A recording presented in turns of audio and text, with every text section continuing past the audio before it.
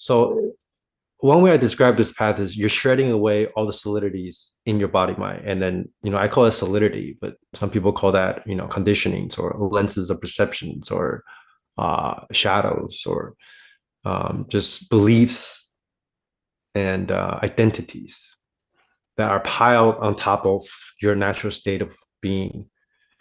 Hmm. And that creates kind of a contraction in your experience. Another way to describe this whole process is you're releasing the clenching of a fist. Yeah, everybody's walking around with this clenched fist in their body, mind, and they don't even know it.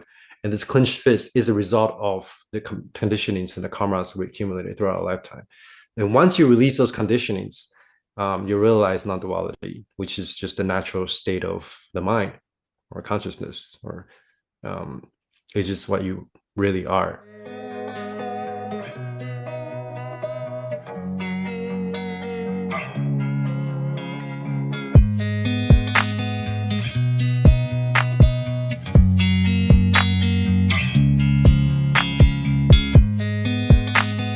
Got it. My man Frank, thank you for joining the show. I can't wait to have this conversation with you. I saw you on a couple of interviews previously. And I was like, man, I love everything that you're saying, what you're about. So Frank, man, thank you for taking the time. You're welcome. Thank you for having me. So I just I need to know more about you and your journey, right? Like some context. Like surprise, surprise, did not know that we're both from Maryland, right? Like living Yeah. here now, right? So it's pretty crazy. You're like literally right down the street from me. And we were just talking about how like the East Coast consciousness, like there's not too many podcasts, especially in Maryland, are talking about some of the subjects we're talking about today. It's But just rare in general to talk about this stuff. do you ever Yeah, find yourself going out and having conversations like this? Like when you go out to like hang out or whatever, like, that's a good question to start. When I hang out, let me pull this down real quick. So when I hang out with people, like I I really hang out with people nowadays. Actually, yeah, I don't have much friends in Maryland, but when I do meet new people nowadays, I really mention the stuff unless they ask or they're just the conversation just happens to flow there spontaneously. But like it just happens that pretty much like 95% of the people that I meet now are people that already follow me online or have seen my videos. So we kind of connect through that. So obviously if we connect through like, consciousness talks and like fitness or whatever, yeah, it's just naturally conversation will go there. yeah. Like, do you ever like? I know you help people with weightlifting and you coach them for healthy, lifestyles. Do Mhm. you ever find like a segue into a conversation when they say something and you're like, oh, well, let me tell you something about my experience. Like, I experience this reality totally different than most people. Let me show you how. Right? Like, do any of those conversations come up?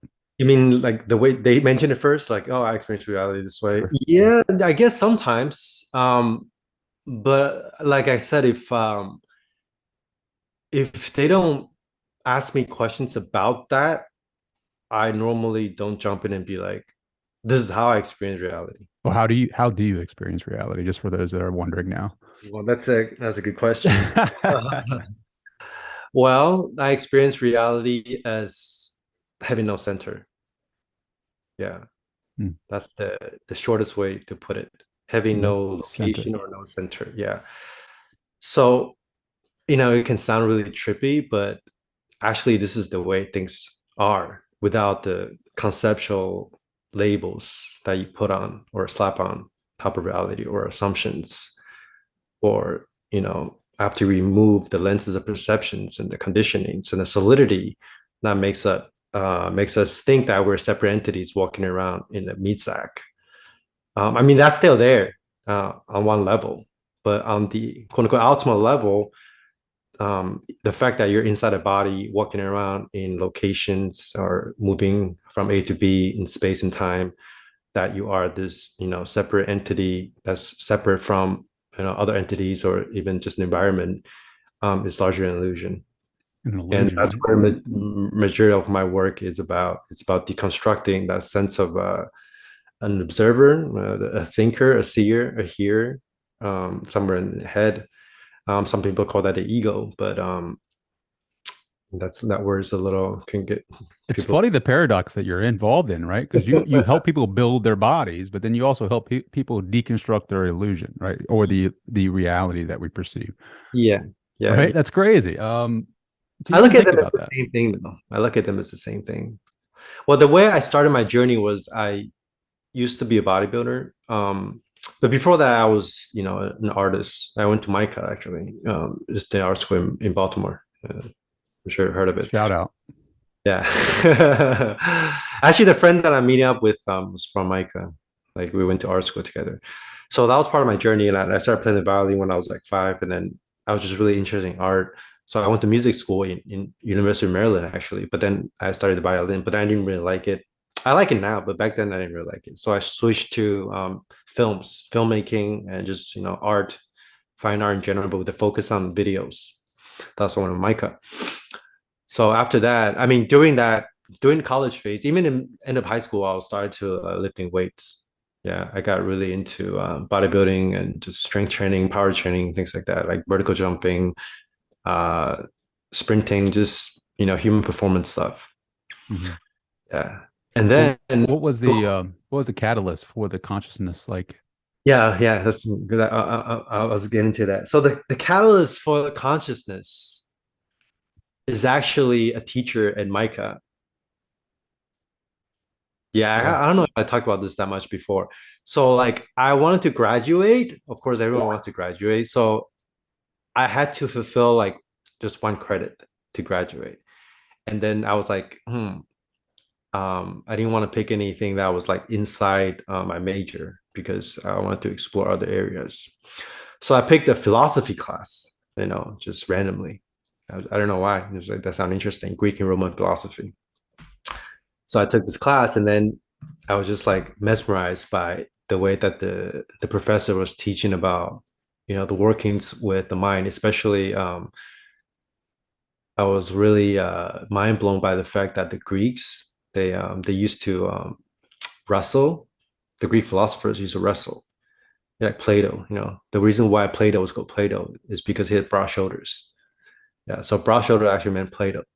So people like Plato, they used to like do athletics, and then the warriors, in ancient Greeks, they actually study like music and dance just to help with their rhythm, just to find that mind body connection. That learning music, learning the feminine side of things can actually help them with the masculine side of things, because apparently the Greeks realized that they were really wanting the same thing. If you want to be a complete human being, you can't just be masculine. You can't just be feminine. You can't just be about art or the mind, about philosophy. You also have to be. You have to develop the body as well. Yeah. So once I heard that, I was like, okay, there's something incomplete in my journey. I was exploring the body a lot. I was identified as a bodybuilder, but then I wasn't really developing my mind. Sure, like in a sense, starting art and playing music, in a sense, that's like developing my mind as well. But I wasn't aware of that. That wasn't a conscious effort on my part to be like, okay, I'm making my muscles bigger. How do I make my brain bigger? How do I become more creative? How do I become smarter? How do I become, uh, you know, having higher consciousness, quote unquote, things like that. And that's how I eventually got into the mind. So I started to read a lot about. Well, I started out with philosophy, but then philosophy is about the love of wisdom. So like I was reading everything I could get my hands on about like psychology and neuroscience and a little bit of like theoretical physics. Um, then I started to get into the Eastern stuff a little bit. Yeah, like Alan Watts, Osho, and tapping into sort of the direct experience of things. But at that time, I didn't have direct experience of anything that we're talking about. Things about like spiritual awakening or non-duality, things like that. I was just reading about it.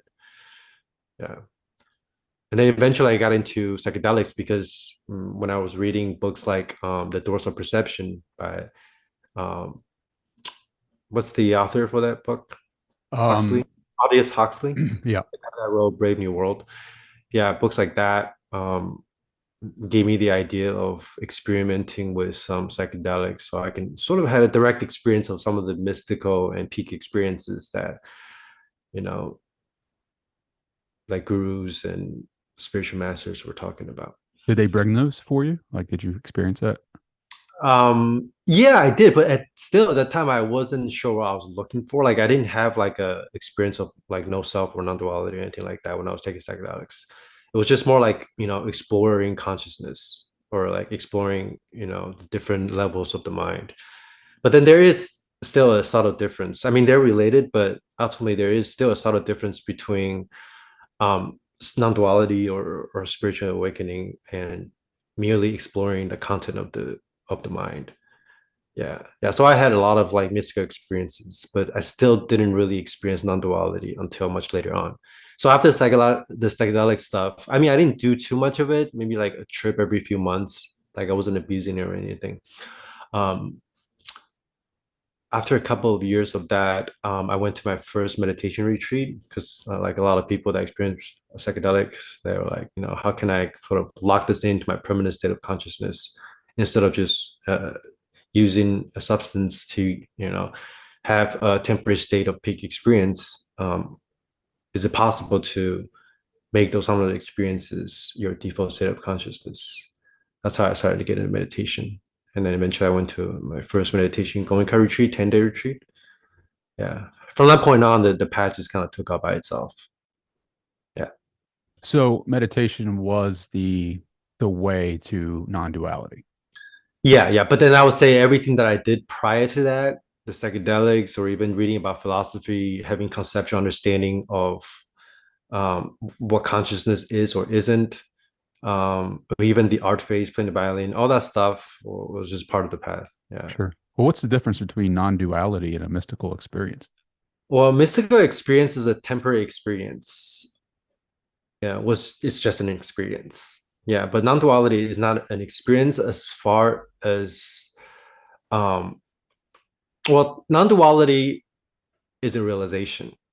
But on the process of this realization, there can be experiences. But most of the experiences that you come across through the journey into non-duality are just the side effects and the product of that dissolution. Even like jhanas or like states of absorptions, like samadhis, things like that. So one way I describe this path is you're shredding away all the solidities in your body mind. And then, I call it solidity, but some people call that, conditionings or lenses of perceptions or shadows or just beliefs and identities that are piled on top of your natural state of being. Hmm. And that creates kind of a contraction in your experience. Another way to describe this whole process is you're releasing the clenching of a fist. Yeah, everybody's walking around with this clenched fist in their body, mind, and they don't even know it. And this clenched fist is a result of the conditionings and the karmas we accumulated throughout our lifetime. And once you release those conditionings, you realize non-duality, which is just the natural state of the mind or consciousness, or it's just what you really are. I watched some of your videos on your channel, and there's this one where you actually take us down the path of your realization of non-duality, right? Like, and it's like you actually have like a progress report of like 80% there or something like that, like at the very bottom. And I thought that was pretty cool how you can actually, have a measure for that. But is that like, are those episodes like of you actually experiencing those states of consciousness or non-duality? Yeah, most of them are. Yeah. Wow. So I've been recording my life since I was like 14 years old, back then I was like doing like really crazy videos, like riding my bike down the stairs, throwing stuff at myself, like just like Jackass stuff, like before Jackass debate came out. I don't know why I did that. That's also just part of the journey too. There was always something inside me that wanted to like express this force of nature, whatever that means. So I extended that to like art and playing music and weightlifting and things like that. Yeah. So yeah, anyway, so I've been filming my life since I was like 14 years old. So ultimately, when I got into like spirituality or meditation, and I was filming that too. I was filming my progress. I was filming some of my meditation experiences. I brought my GoPro to my meditation retreats, and every time I have an insight, I'll record it. And then I It's just pretty cool because it's like your excitement about it, right? Like when you finally have these realizations, like you're just talking about it, like you're saying things. And I have to be honest, right? Like as a Western mind, as a guy who has had these experiences in these programs from the East Coast, like some of the lexicon that you use, the semantics, I don't even I don't even know how to digest them, right? Like, because I don't know. I look at some of the, because I grew up as a Christian, right? So some of the concepts, it's like looking at Buddhism, right? From that lens, it's kind of like you don't understand it, but you want to understand it. So the only way you're going to understand it is by your experience, like with it and trying new things. But like watching your video, like totally fired me up, and I was like, holy crap! Like I really need to like try whatever he's doing, right? And you're just simply meditating. Yeah, I was meditating, but I was also doing like self-inquiries, and like I said, like even the psychedelic trips I had before had some kind of effect, even though it wasn't directly correlated to non-duality, but it did have some effects. So, but most of my practice was Vipassana meditation. Mhm. Yeah, Well, do yeah. you do that now, or because I feel No, like the more that I meditate, the more I just put my own spin on it, right? And the more that I see that I was putting up walls and barriers of how it had to be, yeah, instead of yeah, just allowing it to unfold the way it, yeah. however it unfolds. Yeah, yeah. No, I don't do Vipassana anymore. I do like a do nothing meditation. I just sit there and apply no techniques. That's what I do now. Yeah. But during the process, there were some techniques involved. But ultimately, like all meditation techniques are about the same thing. So it depends. Different people have different brains and different wirings. They might respond differently to different practices. So it's just kind of like fitness, there's so many ways to get jacked.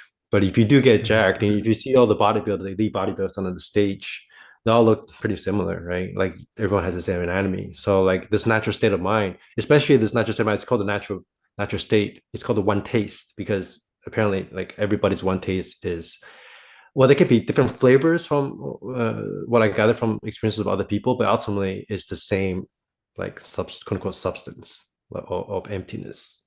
Mhm. Do you have any attachments at this time? Attachments, no, No no. attachments. I do a So lot of things, but if I don't do any of those things, I'll pretty much be in the same state of consciousness. really, Yeah. so like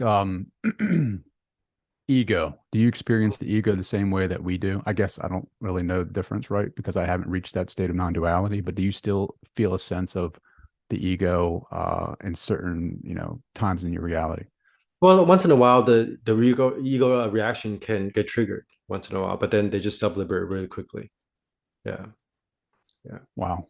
What do you like when you go out, right? Like Yeah. and you hang out with your friends or like even just having this conversation with me, like how do you see us?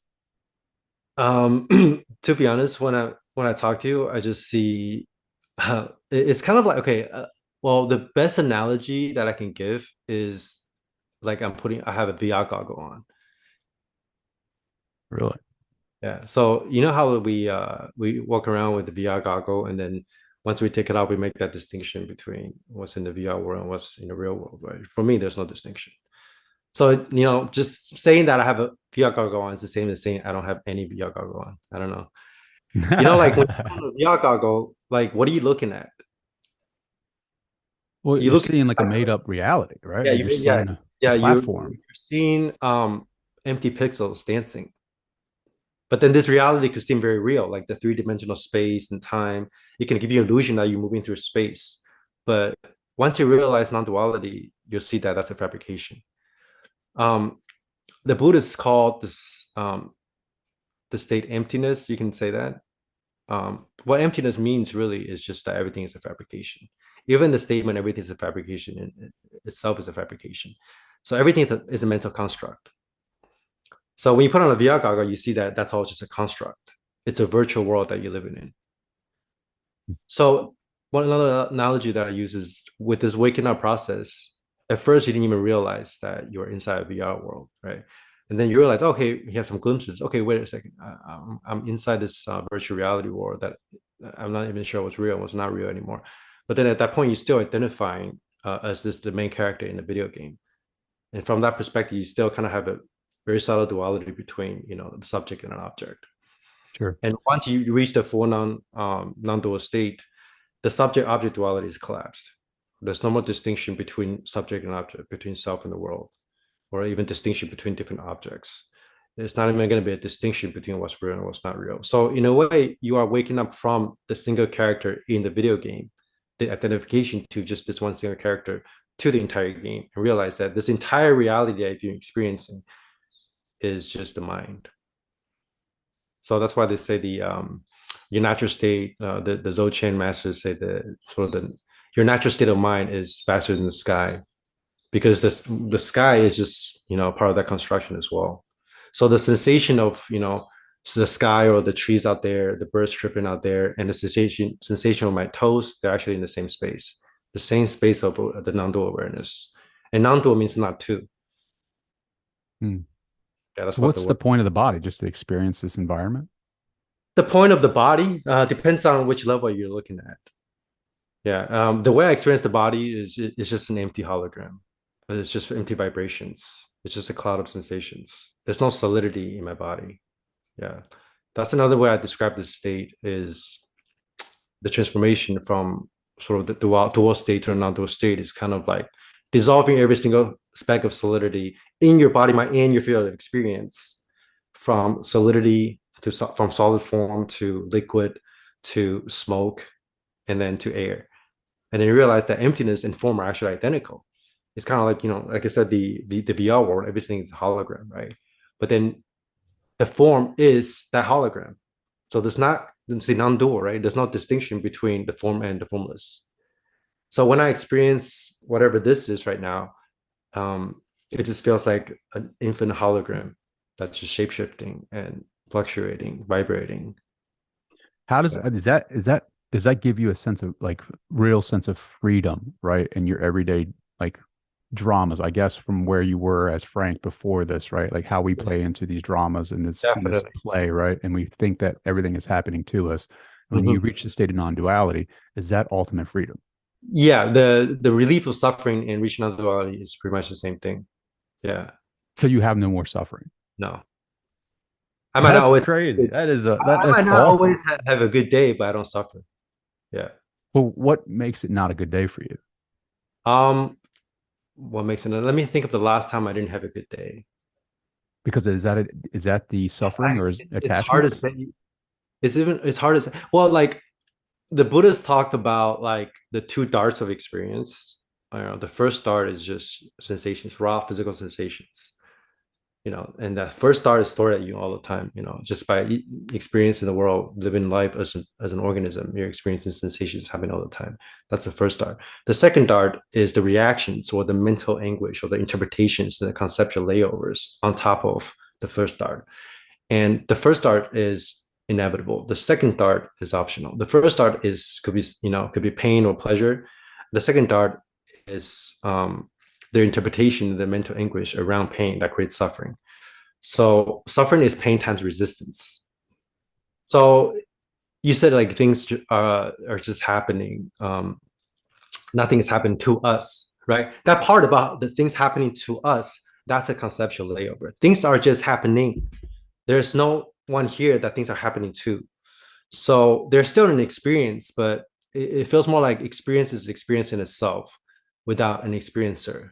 That's why I said there was no center to experience, because if you feel like you're in the center of this field of experience, then you're presupposing that there's someone here that experiences are happening to.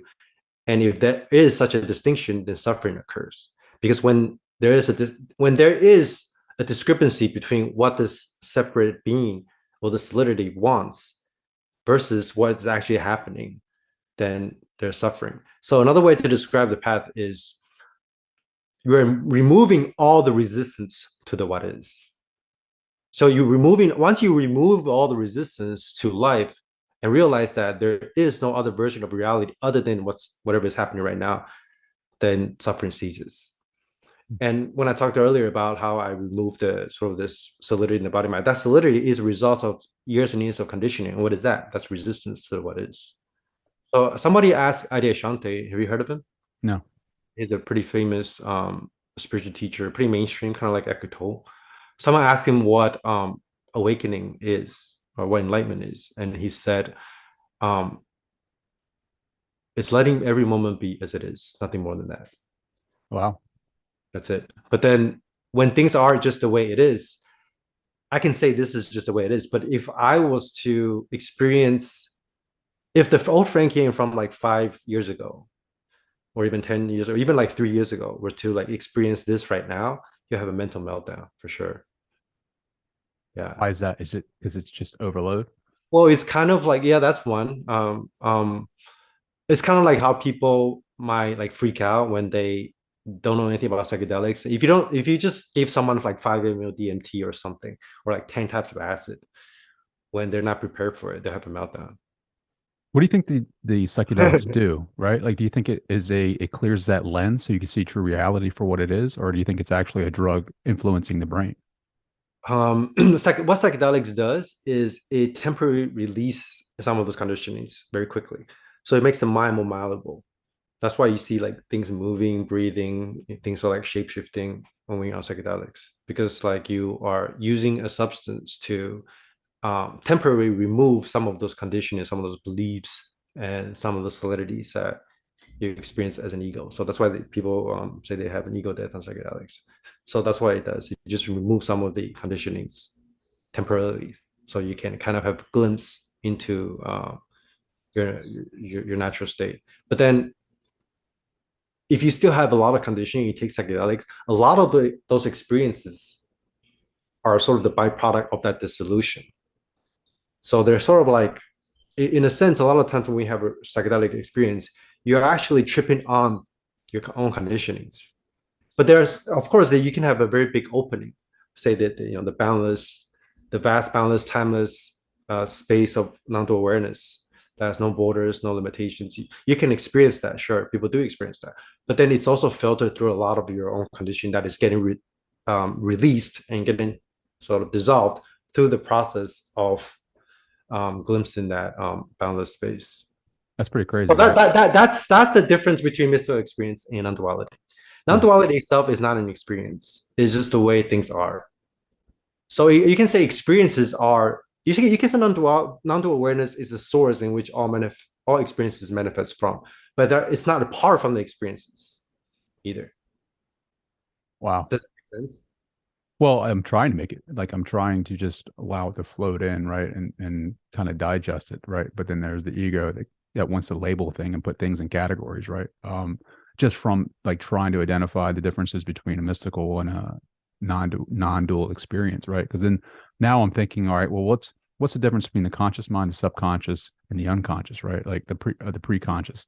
Like, does that do you see any of that, right? Because we always hear about the shadow and the shadow work, the work and the integration of that, right? Do you experience any of that in your awakening process? Do you Oh see yeah. the unconscious in the shadow?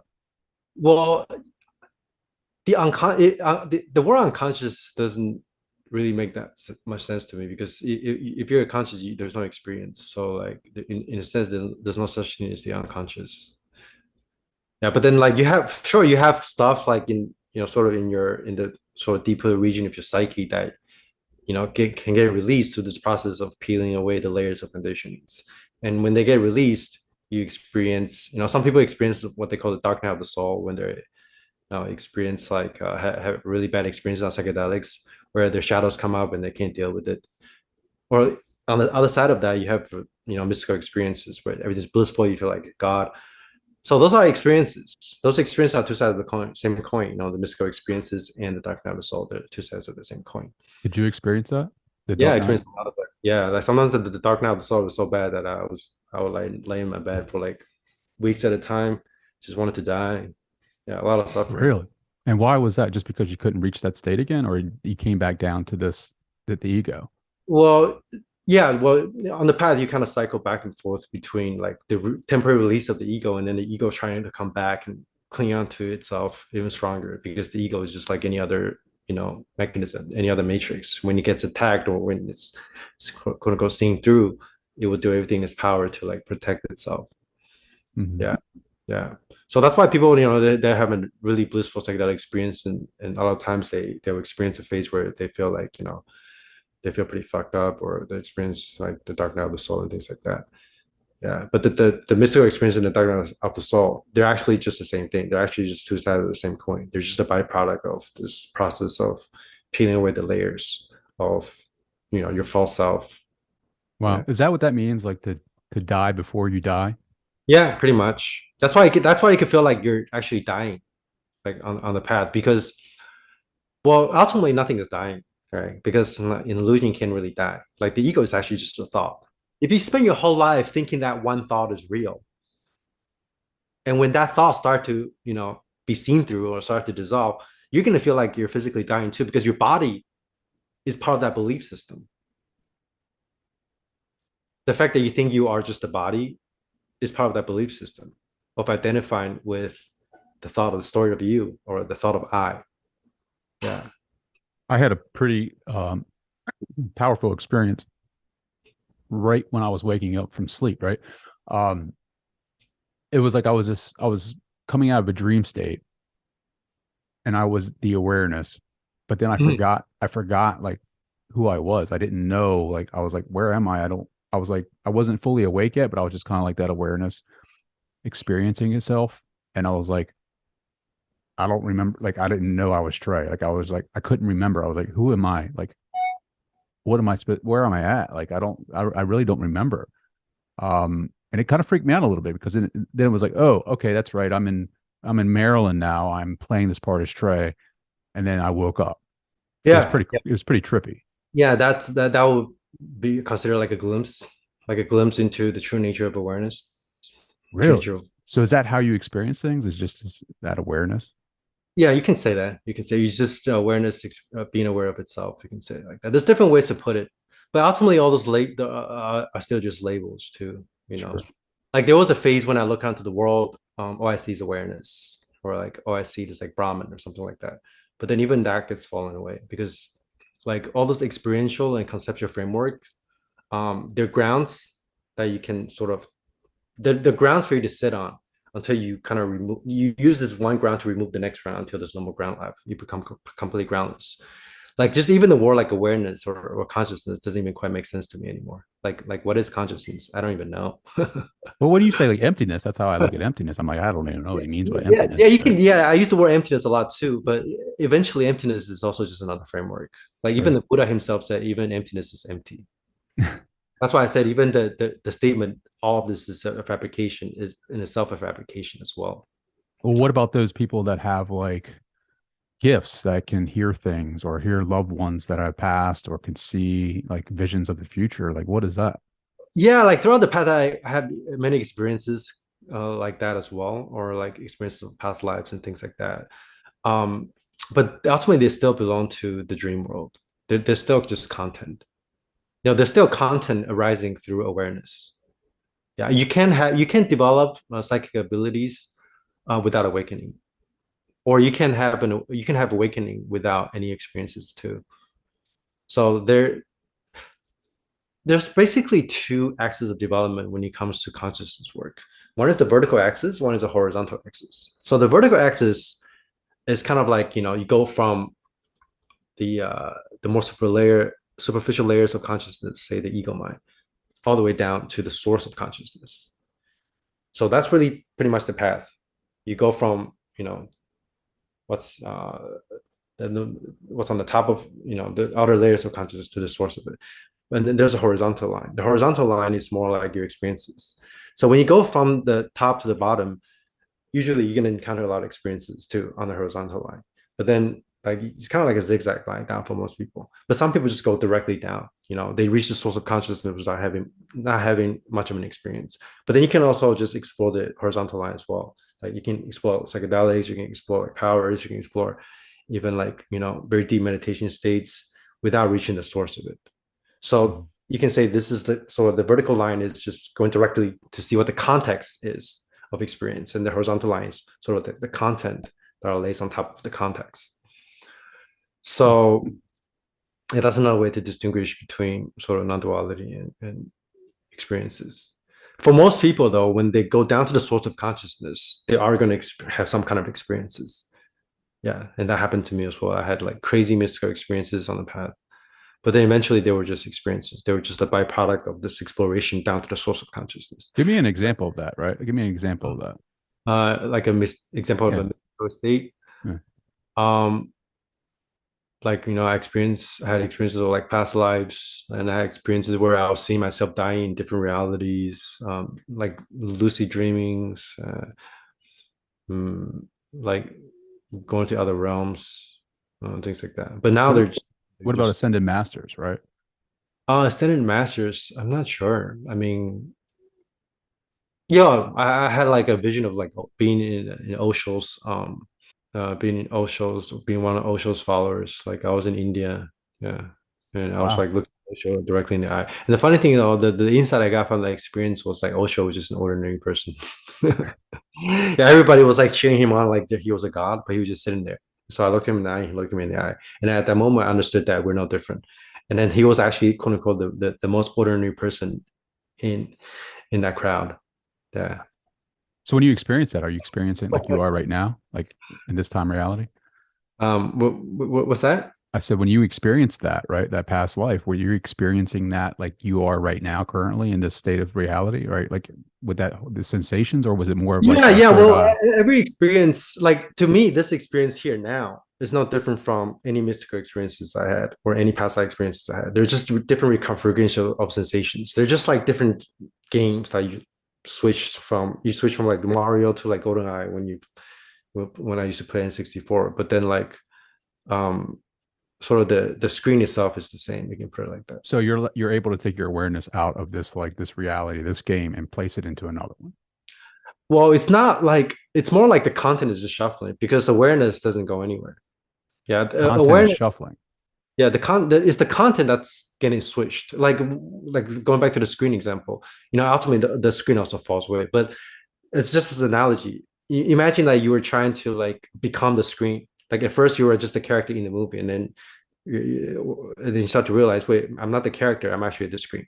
If you're the screen and you put different movies on, it's still the same screen that's projecting the movies. It's still the same source of light that's projecting onto the screen. You can actually. I think a closer analogy is that you are the light of the projector. Yeah, Mhm. yeah.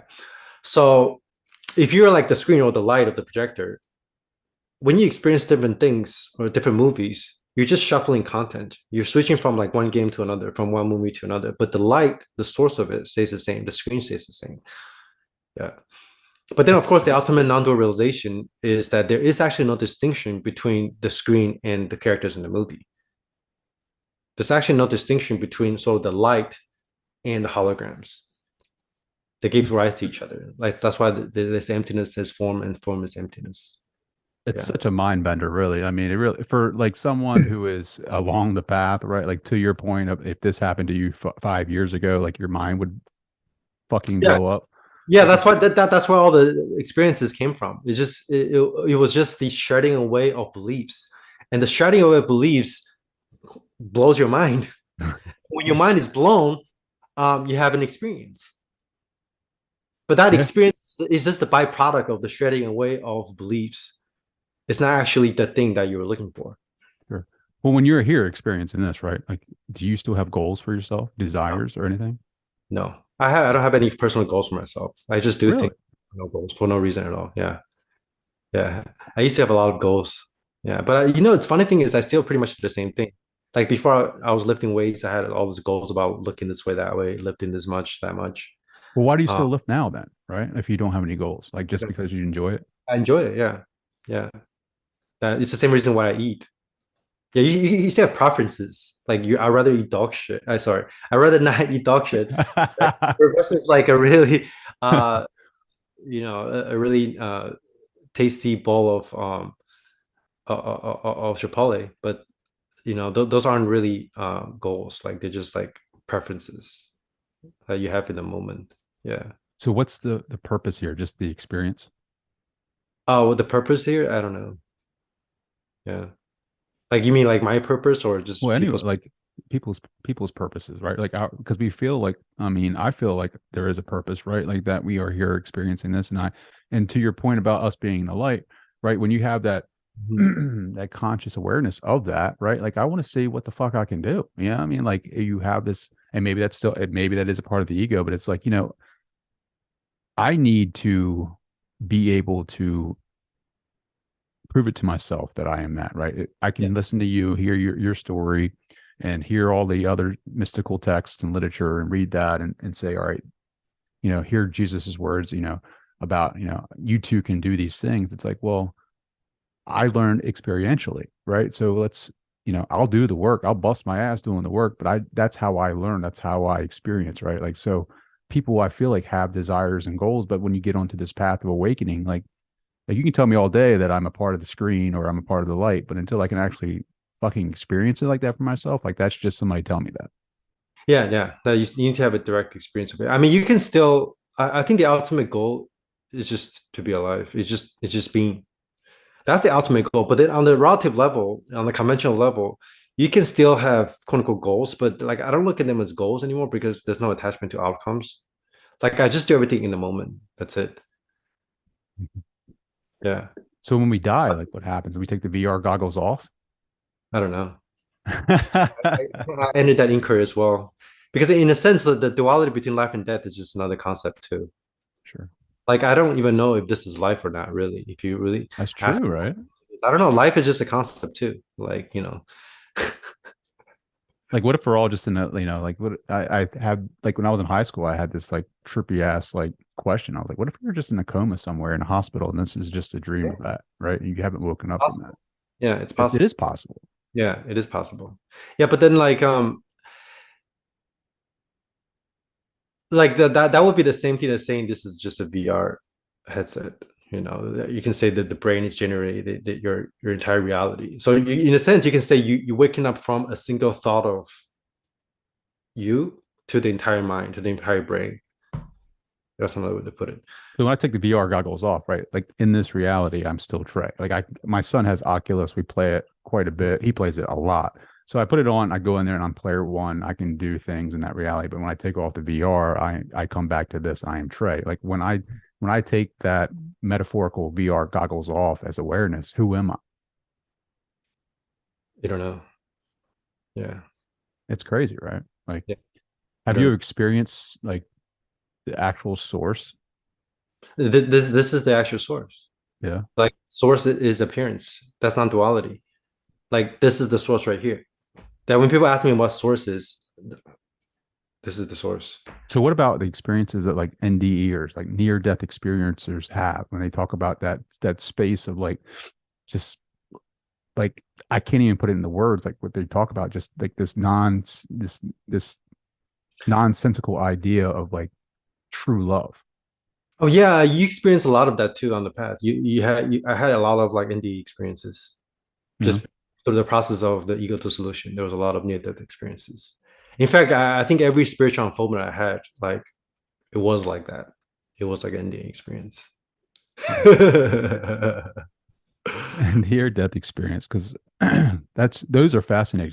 Those are the things that actually those stories are actually what started my curiosity into spirituality because like I grew up in the traditional conventional idea of big religion and then I started hearing about these like there was a commonality right of people dying even like the people that we would consider bad were having these experiences and I'm like well what the hell is that right like we're supposed to go to hell if we're bad right and heaven if we're good but everyone on the spectrum is experiencing something similar to this so I stumbled into Raymond Moody's work and like to your point about ancient philosophy, like he is huge on ancient philosophy and Plato.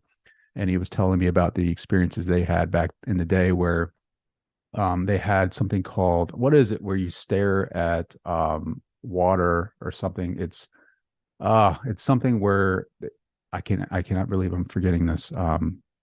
They were able to stare into like a mirror kind of thing and in these like sacred spaces and they were able to communicate with the dead and kind of the same thing where they were able to see past the illusion like even Plato's allegory of the cave Yeah, right that's like a really good allegory. Yeah. That was allegory of the actually one cave of the things that really drew me to like philosophy. It was like, whoa.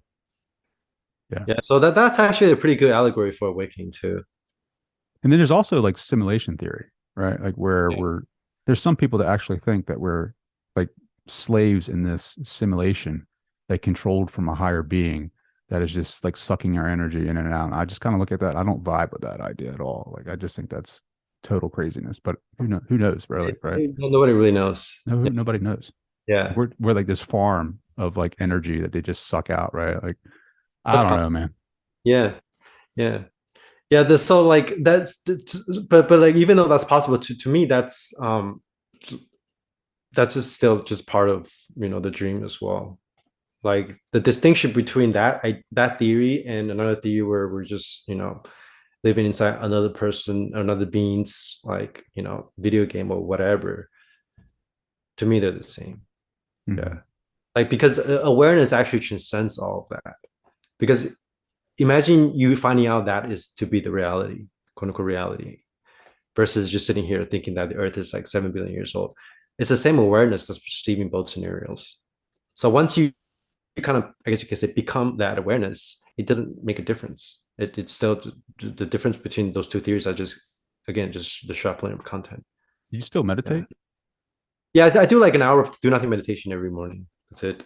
Yeah, sometimes before I sleep, I'll do some like, some yoga nidra. Have you heard of that? Uh, Yes, yes. yeah, but I don't do Vipassana anymore. I don't have any like, I don't apply any techniques when I meditate. I just kind of, so for me, meditation now is kind of like just, you can say just a quieter version of what I'm experiencing all the time. Yeah. Hmm. So like before, there was a huge gap between like my meditative state and like when I'm not meditating. Like during the past, I'm not saying the states of absorption I experienced in my meditation was like as powerful as like a psychedelic trip. Yeah, that was like pretty amazing. But then it but that's still again just another experience. Yeah. Wow. So when you do the meditation, I'm assuming you tap right into that. Right now? Yeah. Yeah, yeah. Like I said, when I meditate now, it's actually not that much different from my experience right now. Yeah, it's just a little quieter version of it, but it's the same thing. Yeah, before it was like, okay, when I'm not meditating, will be like maybe like 2%. If I'm meditating, will be um, like at first will be like maybe 10%, or maybe like 50%, and then like 60%, and like 95%, then like 100%. But now it's, you can say it's just 100% all the time.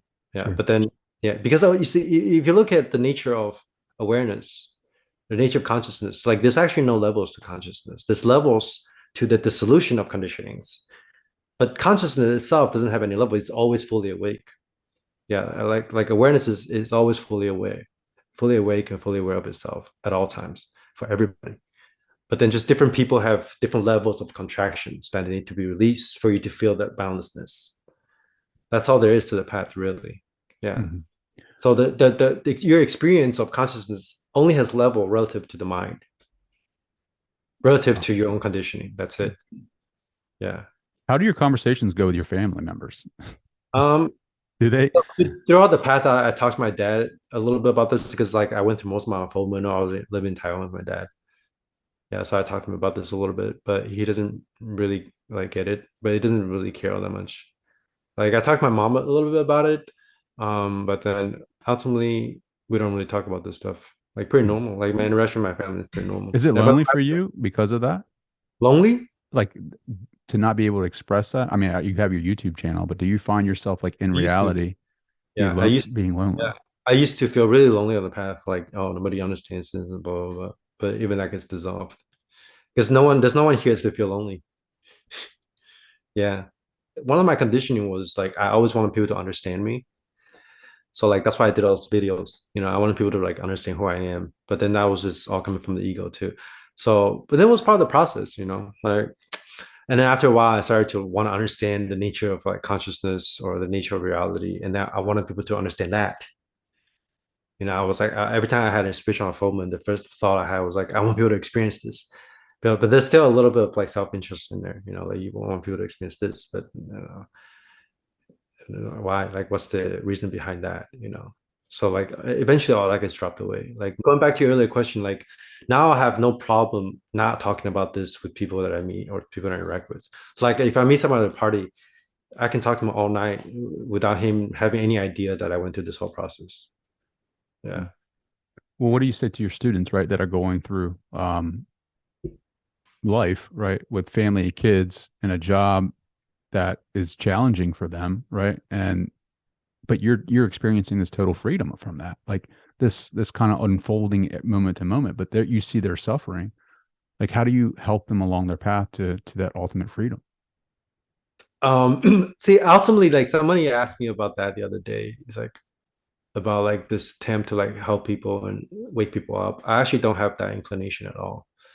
Like what I'm doing right now, I don't see as doing it for other people, nor am I doing it for myself because there's no self, there's no others. It's just what's happening.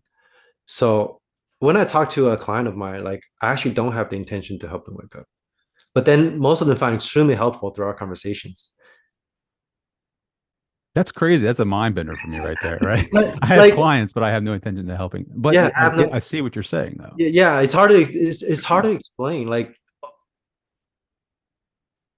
I guess intentions means cause and effect, yeah, right? yeah, it's just like for like I jump on this interview, you ask me a question and I answer. That's it. Yeah. Well, I Yeah, asked you to come on the interview, right? And you say yes. yeah, yeah. So if it feels And right at here the we are. moment, okay, sure, I do it. Do you That's it. prepare for anything at all, like in your life? No. No. Well, let me think of the last time I prepared anything. Like you still do shows, right? Like you're still preparing for Oh, oh, bodybuilding? no, I don't do shows anymore. No. No, I don't really. Yeah, I can't remember the last time I really prepared for something. Yeah, Man, so the last time I attempted to prepare something was like there was a couple of weeks ago. I got invited to speak in front of a group. It was still online. It was like over Zoom, but that group was like they all have like realizations. So it's like a group of like awakened people.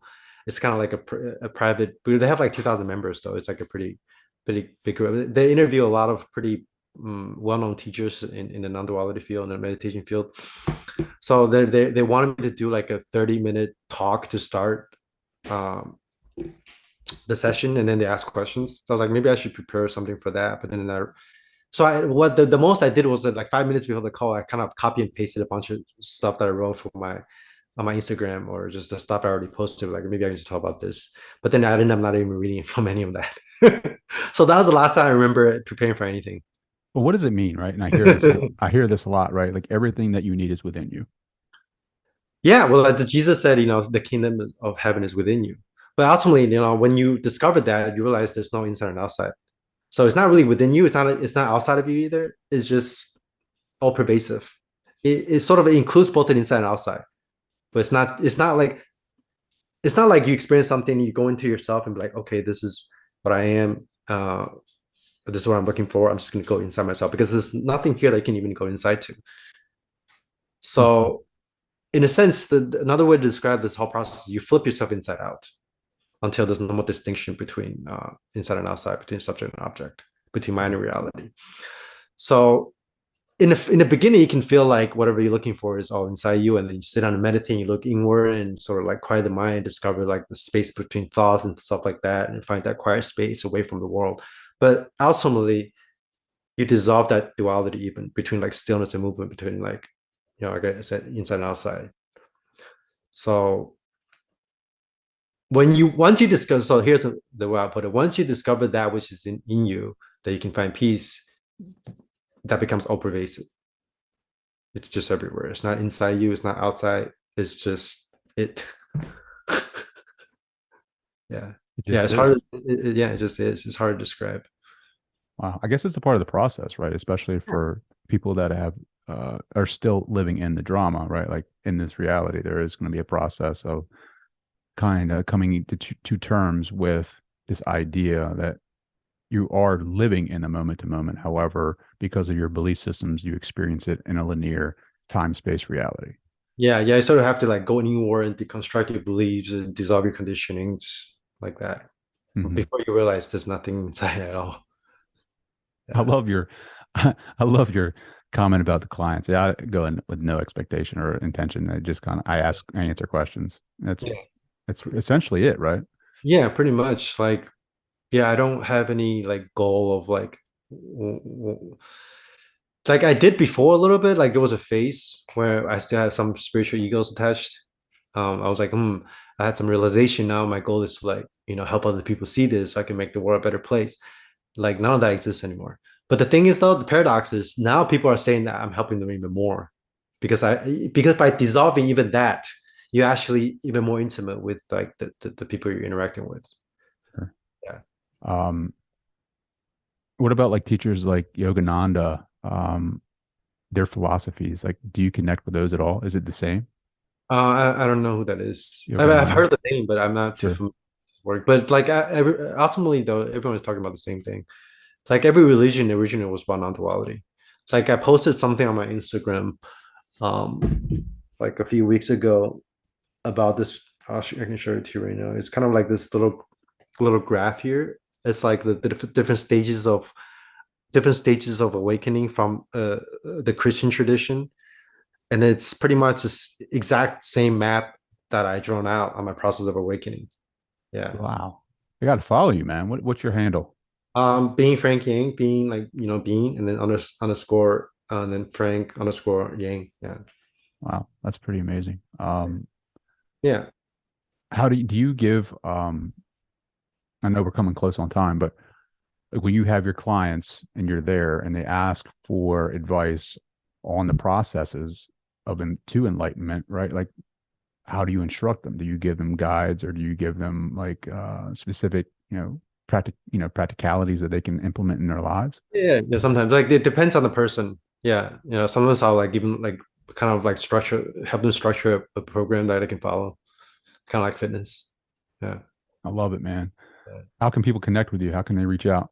You can just type in Frank Yang on YouTube and you'll see my channel. My channel is just, youtube.com/Frank Yang, or you can go to my Instagram, or I have a website too, but I don't really update it that much. Like everything on my website is on my YouTube and Instagram, most of it. But you can book coaching calls with me on my website. Very My cool. website is frankian.wtf. That what the fuck? WTF. Well, what if you were to have kids, right? Like, how would you teach them? I don't know. I don't know. I haven't had a kid yet, so I don't know.